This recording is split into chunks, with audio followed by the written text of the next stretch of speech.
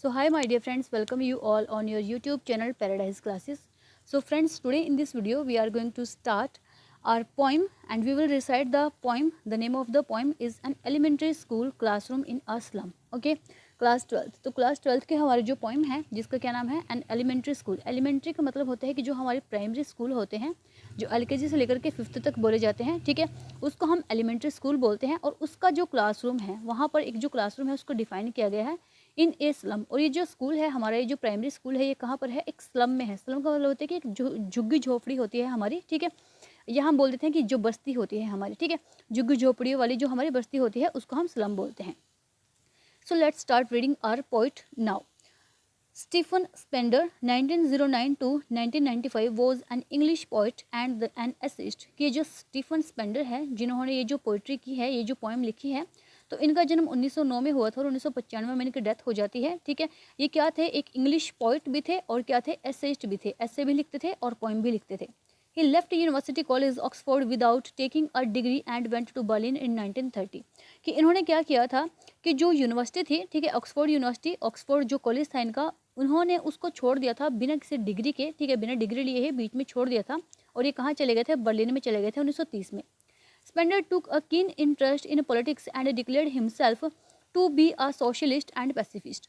कि जो स्पेंडर थे उन्होंने बहुत ज़्यादा इंटरेस्ट था उनका पॉलिटिक्स में, ठीक है, राजनीति में उन्होंने बहुत गहरा जो रुचि है उन्होंने लिया, ठीक है. और उसके बाद उन्होंने खुद को क्या डिक्लेयर कर दिया कि वो एक सोशलिस्ट बनेंगे और एक पैसिफिस्ट बनेंगे. बुक्स बाय स्पेंडर इंक्लूड की जो उनकी बुक्स हैं, जो उन्होंने बुक्स लिखी हैं वो क्या क्या हैं? पोएम्स ऑफ डेडिकेशन है, द एज ऑफ बीइंग है, the creative element, the struggle of the modern and an autobiography है, और वर्ल्ड विद इन वर्ल्ड है. In an elementary school classroom in a slum, he has concentrated on themes of social injustice and class inequality. और ये जो इनकी ये जो poem है an elementary school classroom in a slum, इसमें उन्होंने क्या किया है कि इसमें उन्होंने कंसंट्रेट करने की कोशिश की है. उन्होंने कंसंट्रेट किया है किस पर? जो थीम है हमारी सोशल इंजस्टिस, यानी कि जो सामाजिक अन्याय हो रहा है, ठीक है, जो अमीर और गरीब का भेदभाव है, जो रंग और जाति का भेदभाव है, जो हम है जो किसी झुग्गी झोपड़ी को क्या समझते हैं कि ये हमारे जो सोसाइटी है, समाज है, उसके ऊपर एक धब्बा है. तो ये जो इनजस्टिस है उसके ऊपर इन्होंने कटाक्ष किया है. एंड क्लास इनइक्वालिटी, और जो क्लास हम क्या बोलते हैं, जैसे हायर क्लास होगी, फिर मिडिल होगी, फिर लोअर क्लास होगी. तो ये जो सारी हमने क्लास वाइज है जो वो हमने अपनी सोसाइटी को डिवाइड कर दिया है. तो इन्होंने इसको दिखाने की कोशिश की है कि आप लोग ऊपर क्लास वाले हो, अपर क्लास वाले हो, आप लोग जो लोअर क्लास है उसके बारे में कोई भी नहीं सोचता है कि उनको कैसे, उनकी जो कंडीशन है उसको कैसे इंप्रूव किया जाए, कैसे उनको ऊपर उठाया जाए, उनका डेवलपमेंट कैसे हो. तो कोई भी चीज़ को ध्यान नहीं देता है, ठीक है. और उनका ध्यान दिया जाएगा तभी हमारी जो कंट्री है वो एक्चुअल में डेवलप होगी, ठीक है. So let's see, here is a question for us. Have you ever visited or seen an elementary school in a slum? क्या कभी आप गए हो या आपने कभी कोई एलिमेंट्री स्कूल है किसी भी स्लम में, किसी भी बस्ती में देखा है? What does it look like? और ये कैसा दिखता है अगर आपने देखा है तो, ठीक है. वो पूछता है कि क्या कभी प्राइमरी स्कूल देखा है किसी बस्ती में, ठीक है, और ये कैसा दिखता है. So let's start reading our poem now. Far, far gusty waves, these children's faces. Far far gusty waves होती है हमारी, जो स्ट्रॉन्ग विंड होती है, बहुत पावरफुल जो विंड होती है हमारी, जिसमें बहुत एनर्जी होती है, ठीक है. तो उस विंड को बोला गया है हमारी कि जो विंड है वो इतनी पावरफुल है, इतनी स्ट्रॉन्ग है. बट ये क्या बोलता है? Far far from gusty waves these children's faces. कि ये जो चिल्ड्रन के फेसेस हैं, यानी कि क्या है हमारी पोएम, जैसे कि पहले ही नाम इंडिकेट करता है हमारी पोएम का, एन एलिमेंट्री स्कूल क्लासरूम. तो वो जो क्लासरूम है उस क्लासरूम के अंदर कुछ बच्चे बैठे हुए हैं, और वो जो क्लासरूम है उसको डिफाइन किया है. वो क्लासरूम कैसा है, बच्चे कैसे हैं, और कैसे उनके फेसेस हैं, किस बैकग्राउंड से वो बिलोंग करते हैं, ठीक है. तो चलिए देखते हैं कि जो पोइट है हमारा वो क्या कहता है कि फार फार फ्रॉम गस्टी वेव्स, कि ये जो बच्चे हैं दूर दूर तक इनके चेहरे पर किसी तरीके की कोई भी जो एनर्जी है वो नहीं दिखाई देती है, ठीक है. यानी ये बच्चे इतने ज़्यादा वीक हो चुके हैं, इनको खाने के लिए भरपेट है, जो खाने के लिए खाना नहीं मिलता है, तो एनर्जी कहाँ से आएगी? तो कहीं पर भी इनके जो फेस है उसमें वो पावर नहीं नज़र आती, उसमें वो एनर्जी नहीं नज़र आती है. लाइक रूटलेस वीड्स होता है हमारे जो अनवांटेड प्लांट होते हैं, जो कहीं पर भी कभी भी पैदा हो जाते हैं, ठीक है.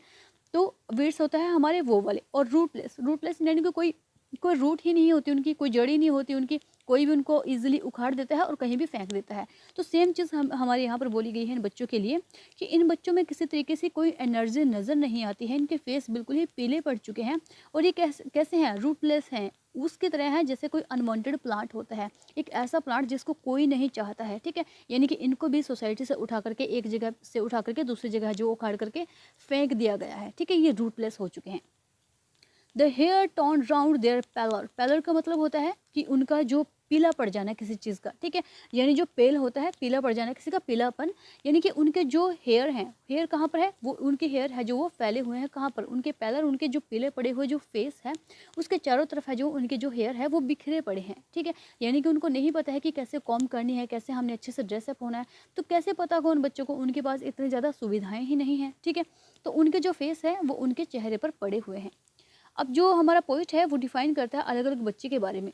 The tall girl with her weighed down head, कि एक वहाँ पर एक टॉल गर्ल, एक बहुत लंबी लड़की बैठी हुई है जो अपना सिर झुकाए हुए ठीक नीचे बैठी हुई है, ठीक है। एक बहुत लंबी लड़की है जो बीच में बैठी है, लेकिन उसने अपना क्या किया हुआ है, जो सिर है वो झुकाया हुआ है। द पेपर सीमिंग बॉय, और जो दूसरा लड़का है वो कैसा है, पेपर सीमिंग, यानी कि पेपर के जैसा बिल्कुल दुबला पतला सा दिखने वाला वो लड़का है एक उसी क्लासरूम में। विद रैट आइज, जिसकी आंखें कैसी है, रैट के जैसी है, चूहे के जैसी उसकी आंखें हैं, ठीक है। यानी कि बिल्कुल ही वो सुक्कड़ सा, बिल्कुल ही दुबला पतला सा वो लड़का है, ठीक है। और वो बैठा हुआ है, पेपर की जैसे वो दिखता है। तो अलग अलग बच्चों को दिखा रहे हैं कि ये कैसा बच्चा है, एक ऐसा बच्चा है, एक वैसा बच्चा है, ठीक है। नेक्स्ट है the stunted unlucky heir. Stunted का मतलब होता है कि वीक, बहुत ज़्यादा कमज़ोर, ठीक है। जो मेल न्यूट्रिशन उसको हो गया है, मेल न्यूट्रिशन होता है कि जिस बच्चे को अच्छे से भरपेट खाना नहीं मिलता है, ठीक है। एक बिल्कुल ही दुबला पतला सा छोटा सा बिल्कुल ही एक बच्चा है वहाँ पर। अनलकी हेयर, अनलकी हेयर का मतलब क्या होता है कि अनलकी हेयर है यानी कि जो हेयर होता है हमारा उसको बोलते हैं हम उत्तराधिकारी, ठीक है।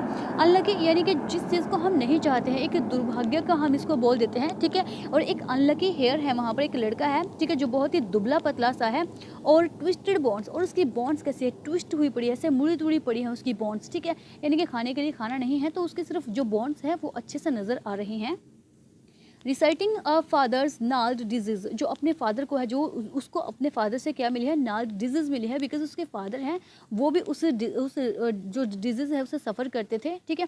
क्योंकि ये जो गरीब बच्चे हैं इनके पास किसी तरीके की कोई सुख सुविधा नहीं है, किसी तरीके का कोई हॉस्पिटल, कोई मेडिसिन, किसी तरीके की कोई भी फैसिलिटी इन बच्चों के पास में नहीं है, ठीक है। तो ये जो बच्चा है, ये जैसा घर में इसके फादर हैं वो भी सेम वैसा ही है, बिल्कुल दुबला पतला सा। His lesson from his desk, और वो अपना लेसन है जो डिलीवर कर रहा है अपने डेस्क से। At back of the dim class, और वहीं पर ठीक पीछे उस डिम क्लास में, यानी जहाँ पर कोई लाइट नहीं है उस डिम क्लास में, वन अननोटेड, एक ऐसा बच्चा जिसको नोट नहीं किया गया है, स्वीट, बहुत ही प्यारा सा, एंड यंग, एक यंग और स्वीट और बहुत ही प्यारा सा बच्चा है जो वो बैठा हुआ है। His eyes live in our dreams, और उसकी जो आंखें हैं वो क्या है, एक सपना देख रही हैं। ऑफ स्क्विल्स गेम, वो क्या देख रहा है, स्क्विल्स का जो गेम है, जो गिलहरी का जो गेम है वो उसको इमेजिन कर रहा है, उसको देख रहा है बस वो बैठा हुआ। इन अ ट्री रूम, जो ट्री पर बार बार, उस ट्री में जिसका है जो घर बना हुआ है, जो बार बार आती है और वापस उस ट्री पर चढ़ जाती है। अदर दैन दिस, इसके अलावा उसका ध्यान और कहीं पर भी नहीं है। सो होप सो कि आप लोगों को ये जो फर्स्ट पैराग्राफ है हमारे ये क्लियर हो गया होगा। इसमें बताया गया है कि जो गरीब बच्चे हैं जो उस क्लासरूम में बैठे हुए हैं उनके ऊपर बिना वो कोई भी एनर्जी नहीं नज़र आ रही है, वो रूटलेस है, अनवांटेड है, उनके बाल हैं उनके चारों तरफ फैले पड़े हैं।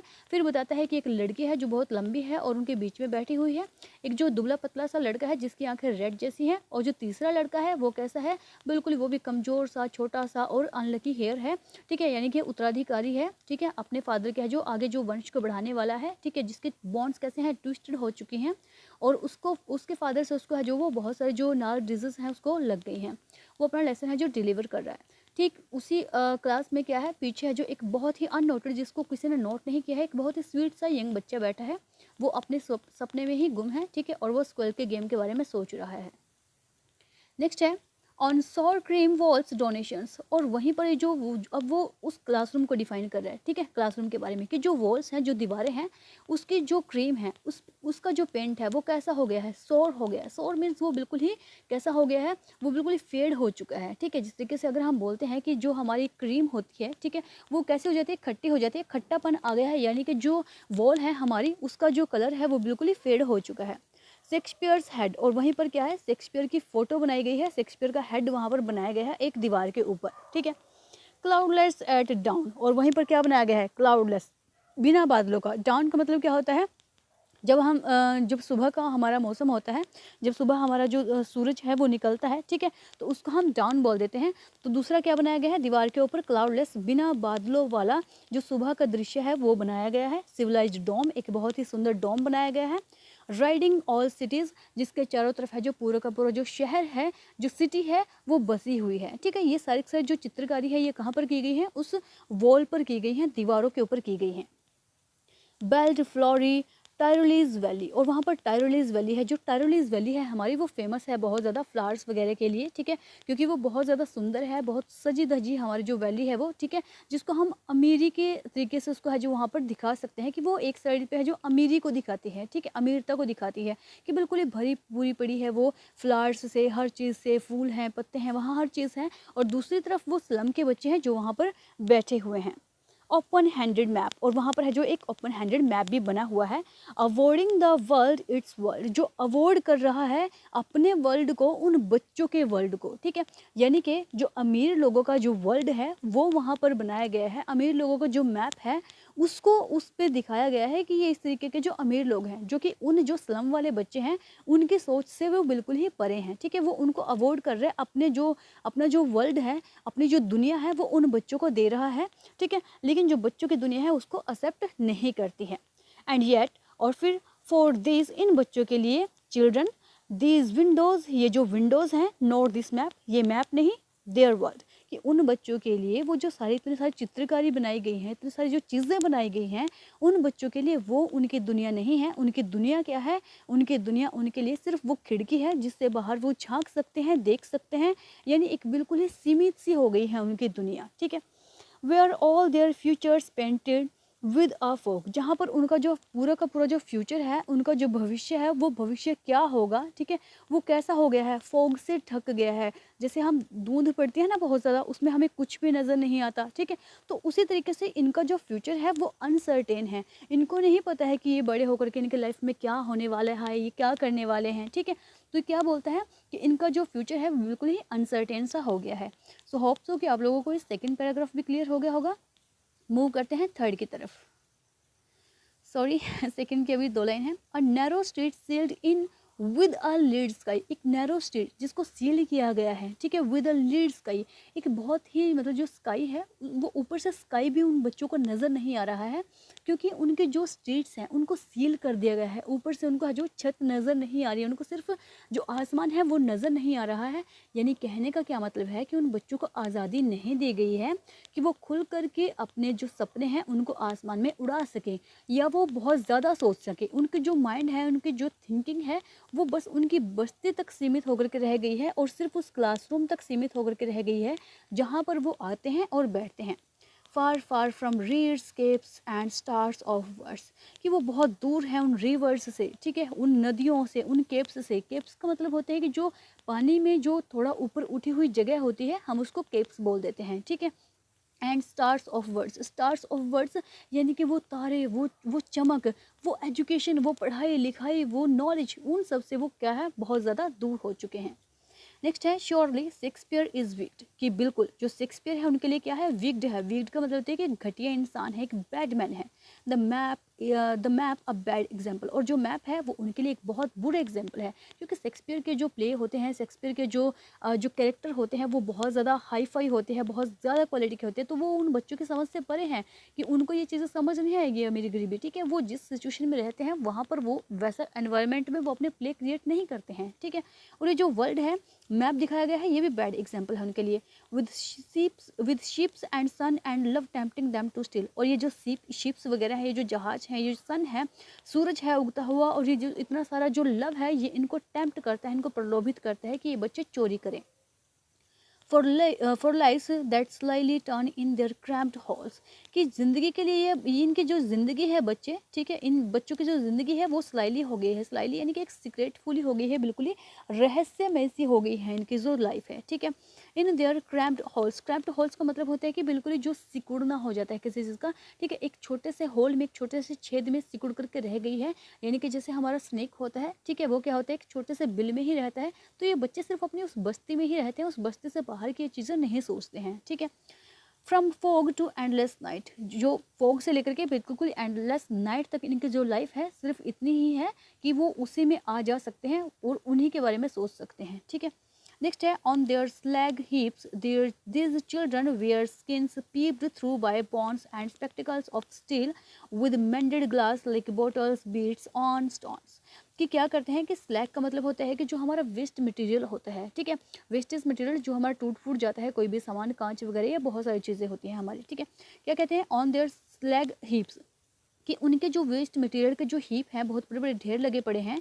This children wear skin peeped, कि ये जो बच्चे हैं वहाँ से जो स्किन, सिर्फ उन्होंने स्किन पहनी हुई है, ठीक है, यानी कि उनके ऊपर जो मांस है उसमें से भी उनकी जो हड्डियाँ हैं, जो बोन्स हैं, वो नज़र आ जाती हैं। और ये बच्चे स्पेक्टिकल्स भी पहनते हैं। स्पेक्टिकल्स का मतलब है कि जो चश्मे हैं वो भी पहनते हैं, लेकिन वो कैसे होते हैं, स्टील के होते हैं, बहुत भारी भारी होते हैं।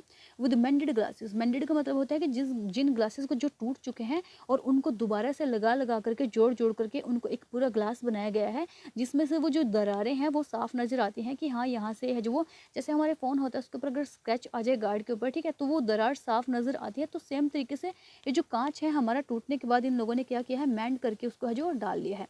Like bottle beats on stones, जैसे कि हमारे जो बॉटल को है जो किसी स्टोन्स पर फोड़ देते हैं। All of their time and space are foggy slum, उनका जो सारा जो टाइम है, जो सारी जो जगह है, वो कैसी है, सिर्फ वो धुंधमयी, वो स्लम है। सब कुछ उनकी जो ज़िंदगी है जहाँ से शुरू होती है ख़त्म होती है, वो सिर्फ उनकी बस्ती है, वो उनकी स्लम है। So blot their maps with slums as big as doom, और उनका जो मैप है वो कैसा है, वो उस स्लम के साथ में है, वो कैसा है, वो भी बिल्कुल ही डोम है, अंधकार में है, ठीक है, किसी तरीके की कोई रोशनी नज़र नहीं आती है वहाँ पर।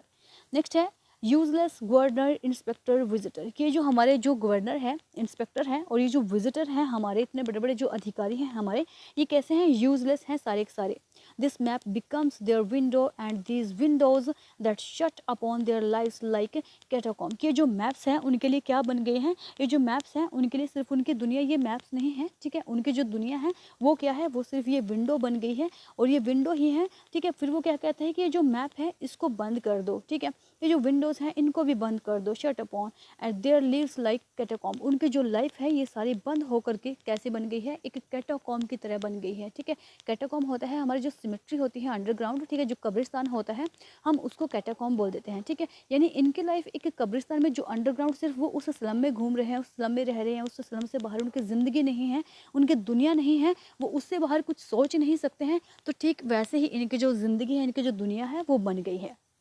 नेक्स्ट है brick open till they brick the town, कि तोड़ दो इन सब चीज़ों को, तब तक तोड़ते जाओ जब तक कि वो टाउन तक ना पहुंच जाए, यानी कि जब तक उनका डेवलपमेंट ना हो जाए, जब तक उन लोगों को अपने राइट्स के बारे में ना पता चल जाए, इन दरारों को, इन बाधाओं को, इन ऑब्स्टेकल्स को तोड़ते चले जाओ। And show the children to green fields, और बच्चों को उन ग्रीन फील्ड्स को दिखाओ, and make their world run azure on gold sands, कि ये जो जो ग्रीन फील्ड है उनको दिखाओ कि दुनिया कितनी सुंदर है, दुनिया कितनी प्यारी है, कितनी कितनी स्वीट है ये दुनिया, ठीक है, और उनको खुले आसमान में उड़ने दो, उनको घूमने दे वो जहाँ घूमना चाहते हैं।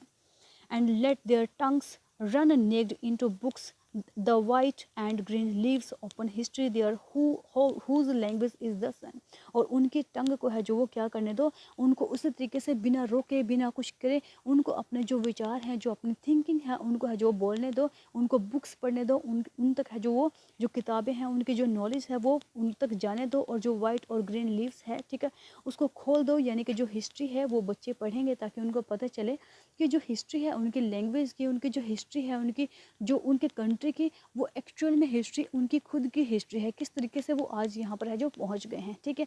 तो ये जो पूरे का पूरा डिफाइन किया गया है कि ये तब तक नहीं पहुँच पाएंगे जब तक जो हमारे विजिटर हैं, जब तक जो हमारे इंस्पेक्टर हैं, जब तक जो हमारे गवर्नर हैं ये कोई स्टेप नहीं उठाते हैं, ठीक है, यानी कि ये लोग यूजलेस हैं जब तक ये इनके लिए कुछ काम नहीं करते हैं। So hope so it is clear to you. If you have any query, any problem regarding the point, then you can comment below the video. Thank you very much.